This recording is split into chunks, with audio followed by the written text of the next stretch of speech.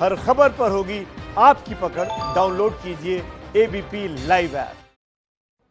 बाबरी विध्वंस के 28 साल बाद आज अदालत का फैसला आया और अदालत ने तमाम 32 आरोपियों को इस मामले में बरी कर दिया। अदालत की तरफ से कहा गया कि देखिए, विध्वंस पूर्व नियोजित नहीं था, यह घटना एक आकस्मिक घटना थी। इसी पर बात करने के लिए बेहद खास मेहमान एआईएमआईएम के अध्यक्ष असदुद्दीन ओवैसी साहब इस वक्त हमारे साथ मौजूद हैं। ओवैसी साहब, बहुत बहुत स्वागत आपका एबीपी न्यूज पर। सर, आपकी प्रतिक्रिया देश ने देखी सुनी इस फैसले पर। आपको क्यों लगा कि यह फैसला भारत की अदालत की तारीख का काला दिन है आज?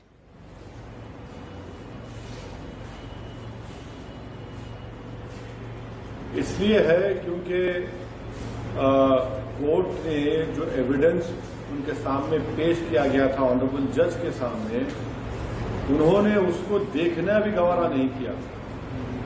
अब चार्जशीट में अगर कोई ये कह रहा है कि सुप्रीम कोर्ट से परमिशन लेकर ये तमाम अडवाणी, उमा भारती, साध्वी रिथाम्बरा, मुरली मनोहर जोशी, विनय कटियार, ये सब लोग सुप्रीम कोर्ट से परमिशन लेकर कार सेवा करते हैं और कल्याण सिंह की सरकार सुप्रीम कोर्ट से वादा करती है कि मस्जिद की हिफाजत करेंगे। आप सुप्रीम कोर्ट को धोखा देकर वहां पर मस्जिद की डिमोलिशन करा देते हैं आप। मैडम, मेरा आपको समझाने का एक ही जवाब है कि अगर मैं कल एबीपी स्टूडियो के सामने लोगों को कहूंगा कि भैया आप लोग तमाम लोग जमा हो जाइए एबीपी के चैनल के खिलाफ, और खुदा ना खास्ता वहां पर कोई वायलेंस होता है, आपका स्टूडियो जल जाता है, तो आप मेरे को ब्लेम करेंगे या किसी और को करेंगे? बताइए, आप किसको ब्लेम करेंगे? आप बताइए ना। मुझे ये शॉकिंग है, ये ट्रेवेस्टी ऑफ जस्टिस है। और कोर्ट का ये बोलना कि कॉन्स्पिरेसी नहीं थी, स्पॉन्टेनियस क्या था, स्पॉन्टेनियस नहीं था। अरे भाई, आप ये बता दिए कि कितने दिन की तैयारी, कितने महीनों की तैयारी डिस्क्वालीफाई करेगा एनी एक्शन को स्पॉन्टेनिटी से? अजीबोगरीब बात है ये, कौन यकीन करेगा? अच्छा, हैरत की बात यह है कि एक एक्यूज जिसका नाम भगवान गोयल है, वो कोर्ट को आज जाने से पहले कहता है मीडिया से कि हाँ, मैं एडमिट करता हूं मैंने बाबरी मस्जिद को तोड़ा, और वो मुस्कुराकर निकल जाता है, एक्सोनरेट हो जाता है। सारी दुनिया ने देखा उस चीज को। कैसे आप किसी को कन्विंस करेंगे जिसका आईक्यू कम से कम होगा, वो भी इस फैसले को मानने से इनकार कर देगा? असदुद्दीन ओवैसी साहब, आपने जय भगवान गोयल का जिक्र किया, मैं जय भगवान गोयल पर आऊंगी सर, लेकिन उससे पहले मैं समझना चाहती हूं कि जब ओवैसी ये कहते हैं कि भारत की अदालत की तारीख का काला दिन है, तो फिर ये बयान एक राजनेता ओवैसी का ज्यादा नजर आता है, क्योंकि एक वकील ओवैसी इस बात को समझेंगे कि अदालत जो है वो गवाहों, सबूतों के आधार पर ही फैसला सुनाती है। आप बेहतर जानते होंगे कैसे इस पूरे मामले में 351 गवाह थे ना सर, सभी सीबीआई की तरफ के गवाह थे ना सर। उन गवाहों में से 99% गवाहों का क्या रवैया रहा अदालत में, ये हम सब ने देखा। तो फिर आप कैसे अदालत से उम्मीद कर रहे हैं कि अदालत सबूतों, गवाहों को किनारे रखकर ओवैसी साहब की मनमर्जी का फैसला सुना दे?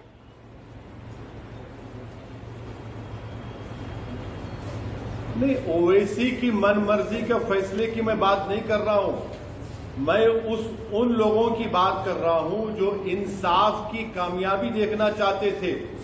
मैं उन लोगों की बात कर रहा हूं जो इंसाफ की ना सिर्फ कामयाबी बल्कि जिनके बोलने पर वहां पर लोग जमा हुए। और आप ये मुझे बता दीजिए कि कितने विटनेस हॉस्टाइल हुए? कितने विटनेस हॉस्टाइल हुए मैडम, बताइए ना आप। सर, 351 में से 99% जो गवाह थे उन्होंने कहा कि शोर था, हम सही से सुन नहीं पाए, और जिन बचे कुछों ने बोला कि उन्होंने सुना, तो उनकी तरफ से कहा गया हम देख नहीं पाए। अच्छा। जी, मैं बड़ी माजरत के साथ आपसे डिसएग्री करता हूं। मैं आपको यह कहना चाह रहा हूं कि मैं सलाम करता हूं आपके मीडिया फ्रेटर्निटी को, जो उस वक्त लोग थे जो आज बुजुर्ग हो चुके, उन्होंने कोर्ट में जाकर कहा कि ये लोगों ने किया।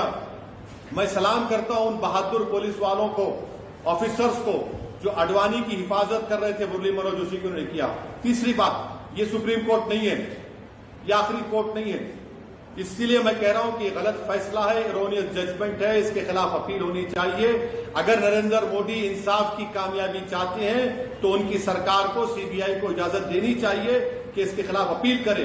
और आप ये क्यों भूल जा रहे हैं कि अडवाणी 1998 में होम मिनिस्टर बने, फिर 99 से 2004 तक होम मिनिस्टर बने और होम मिनिस्ट्री के अंदर सीबीआई आती है।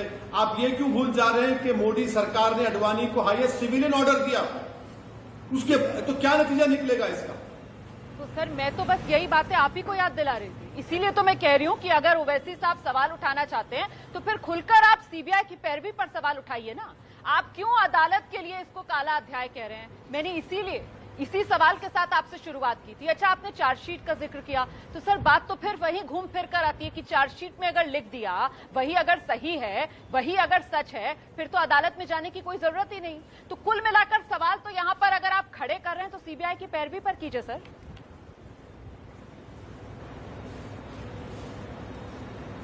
मैडम प्लीज, मैं आपसे फिर से बड़ी इज्जत के साथ आपसे अर्ज कर रहा हूं कि मैडम आपको कोर्ट का प्रोसीजर नहीं मालूम। चार्जशीट डाले तो ही केस चलेगा ना जी। चार्जशीट नहीं डाले तो केस कैसे चलेगा बताइए आप? बिल्कुल। कम से कम आपकी लीगल टीम को बोलिए कि सही आपको ब्रीफ करें।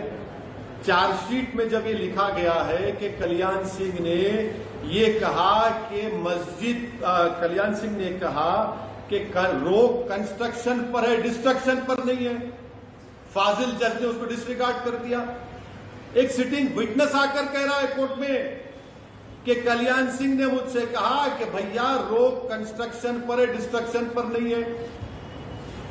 चार्जशीट में लिखा गया कि 5 दिसंबर को विनय कटियार के घर पर अडवाणी साहब ने कॉन्स्पिरेसी को हैच किया, कोर्ट ने उसको कर दिया। चार्जशीट में कहा गया कि अडवाणी ने कल्याण सिंह को कहा कि रिजिग्नेशन उस वक्त तक मत दीजिए जब तक कि पूरी बाबरी मस्जिद को कंप्लीट शहीद नहीं कर दिया जाएगा, आपकी गवर्नमेंट को वरना डिसमिस कर देंगे।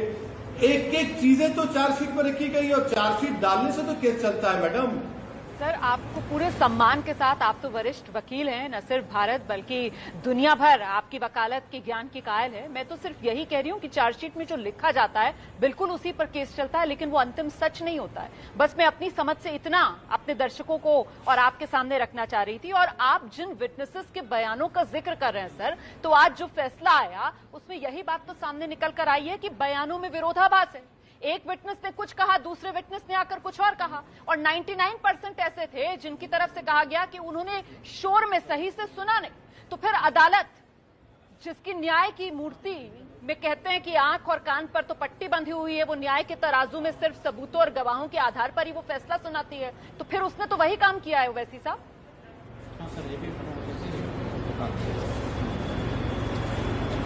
इसीलिए तो मैं कह रहा हूं कि इस फैसले से हम मुतमईन नहीं है। इस फैसले में बहुत सी गलतियां हैं। ये फैसला सुप्रीम कोर्ट के 2017 के जजमेंट के खिलाफ है। इसीलिए मैं कह रहा हूं कि इस गलत फैसले के खिलाफ अपील होनी चाहिए ताकि इंसाफ हो सके। ठीक है, आप कह रहे हैं कि इस मामले में अपील होनी चाहिए। अच्छा, बाबरी मामले के अंदर जो पक्षकार रहे हैं इकबाल अंसारी, उनसे हम आज सुबह बात कर रहे थे और उनकी तरफ से कहा जा रहा था कि इस मामले को यहीं खत्म कर देना चाहिए। उनकी तरफ से कहा जा रहा था कि जब अयोध्या के अंदर टाइटल सूट का फैसला आ गया तो फिर ये मामला तभी बेमानी हो गया। इस पर आपकी प्रतिक्रिया सर?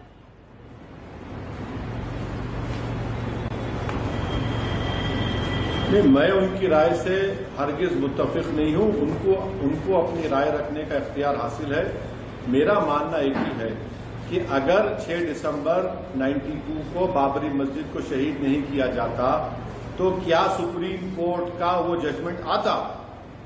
अगर आज वो बाबरी मस्जिद खैरी रहती तो क्या ये आज का फैसला आता? तो उनकी राय गलत है, बिल्कुल गलत है। कैसा भूल जाएंगे? क्या हम रथ यात्रा? हेलो जी जी, आपकी आवाज आ रही है? आवाज चल कर गया। आपकी आवाज आ रही है ओवैसी साहब?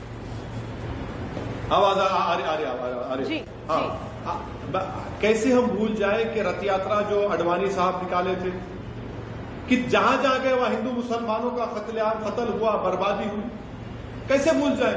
क्या मैं भूल जाऊं महात्मा गांधी के कत्ल को, भूल जाऊं बाबरी मस्जिद की शहादत को, सिखों के कत्लेआम को, गुजरात के कत्लेआम को, मुंबई के 1993 में जनवरी में, सब भूल जाए? क्या हम नल्ली को भूल जाए, मलियाना को भूल जाए, हाशिमपुरा को भूल जाए? मैडम, ये नहीं भूल सकते हम, नहीं भूलना चाहिए। एक इंसान के अगर दिल में धड़कता हुआ दिल है जो इंसाफ चाहता है तो नहीं भूलना चाहिए। क्योंकि अगर हम भूल जाएंगे तो फिर होंगे आपकी बात फिर दोबारा आपकी बात से पूरी तरीके से इत्तेफाक रखते हुए ओवैसी साहब, मैं ये आपसे पूछना चाहती हूं सर, बल्कि आपसे समझना चाहती हूं कि आप न्याय के लिए सामाजिक राजनीतिक जरूरत को पूरा करें, ये फैसला आप इस उम्मीद में थे, लेकिन आज जिस तरीके से सीबीआई कोर्ट में तथ्य नहीं, साक्ष्य नहीं, मामला टिका नहीं, तो फिर ऊपरी अदालत जहां आप चाहते हैं कि इसको चैलेंज किया जाए सीबीआई की तरफ से, वहां फिर क्या उम्मीद कर रहे हैं और कैसे उम्मीद कर रहे हैं?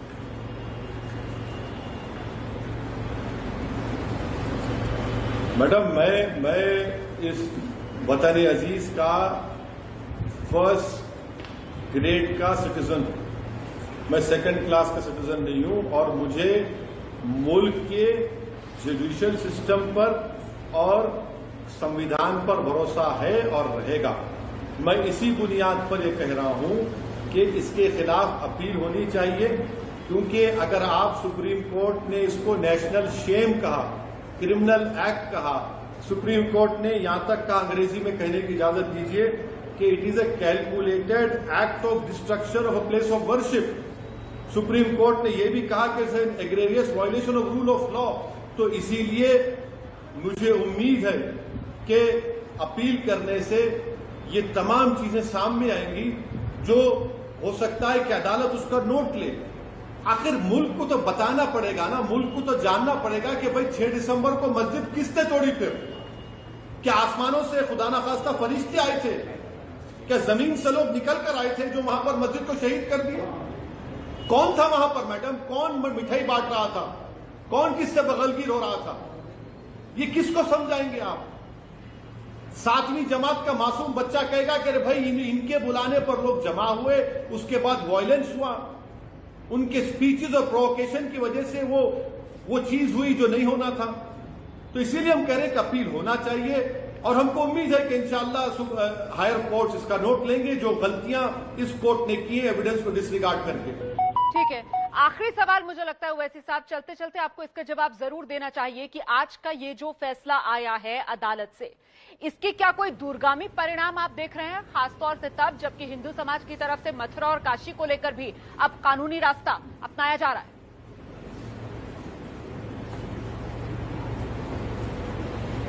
मैडम, मैं आपको याद दिलाना चाहूंगा कि मैंने आप ही से इंटरव्यू किया था जब सुप्रीम कोर्ट का जजमेंट आया था।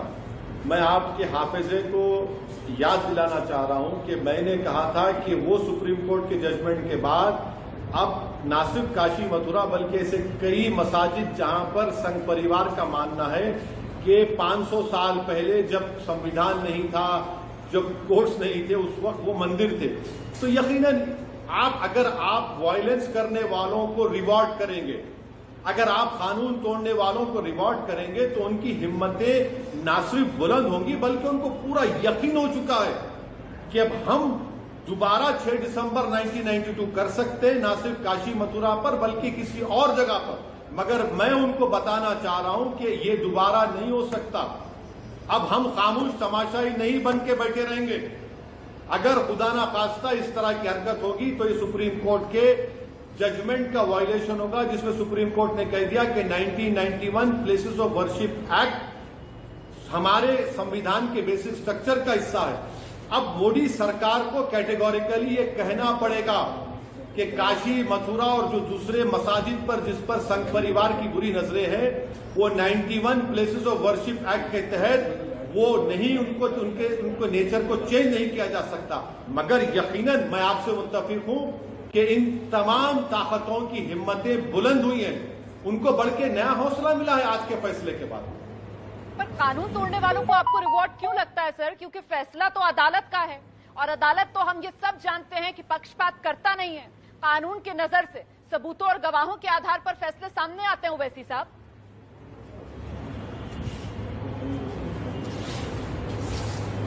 नहीं, सुप्रीम कोर्ट आखिरी कोर्ट है, उसके ताल्लुक से भी सुप्रीम कोर्ट के रिटायर्ड चीफ जस्टिस ने कहा था कि supreme court is supreme but not infallible. तो ये फैसला गलत फैसला है, ये फैसला एविडेंस को नजरअंदाज करता है जो एविडेंस सामने है, और हमको उम्मीद है कि अपील होगी और हम उम्मीद करते हैं कि जब हायर कोर्ट में अपील होगी तो इन तमाम गलतियों को वो कोर्ट उसका नोट लेगा और देश को बताएगा कि भाई 6 दिसंबर को मस्जिद को किसने शहीद किया था। ये बुनियादी बात है और ये बात हमको उम्मीद है कि जो कंटेम्प्ट पिटीशन सुप्रीम कोर्ट में पेंडिंग है, आपकी उम्मीदों से उलट अगर इस मामले में सीबीआई अपील ही ना करे